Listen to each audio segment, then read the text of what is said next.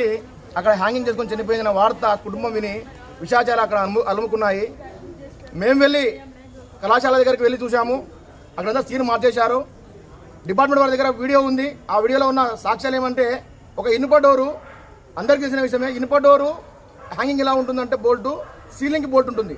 కానీ 2 సార్లు కాలుతో కొడితే ఇనుప డోరు ఓపెన్ అవుతుందా? ఇది మొదటి అనుమానం అండి. రెండో అనుమానం వచ్చేసి, లేడీస్ కళాశాలలో లేడీస్ హాస్టల్లో కనీసంగా ఒక వార్డెన్ ఏర్పాటు చేయకపోవడము నిజంగా ఇది చాలా దుర్మార్గమైన చర్య.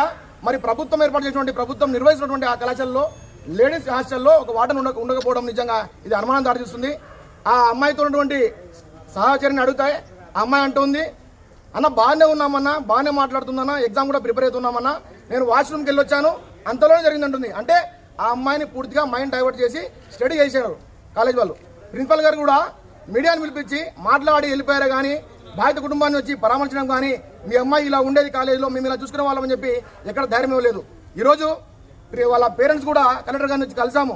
కలెక్టర్ గారికి ముందర వాళ్ళ పేరెంట్స్ చెప్తా ఉన్నారు, అయ్యా ఊరేసుకుంటే మా అమ్మాయి ఫ్యాన్కో ఇక్కడ పైకి వేసుకుంటుంది, 3 అడుగులు ఉన్న కిటికీకి ఇలా వేసుకుంటుంది చెప్పి పేరెంట్స్ చెప్తా ఉంటే కలెక్టర్ గారు చెప్తా ఉన్నారు, అమ్మా మిమ్మల్ని ఖచ్చితంగా న్యాయం చేస్తాము, అది ఊరా ఏందా అని చెప్పి మేము విచారణ చేస్తామని చెప్పి కలెక్టర్ గారు మాకు చెప్పడం జరిగింది.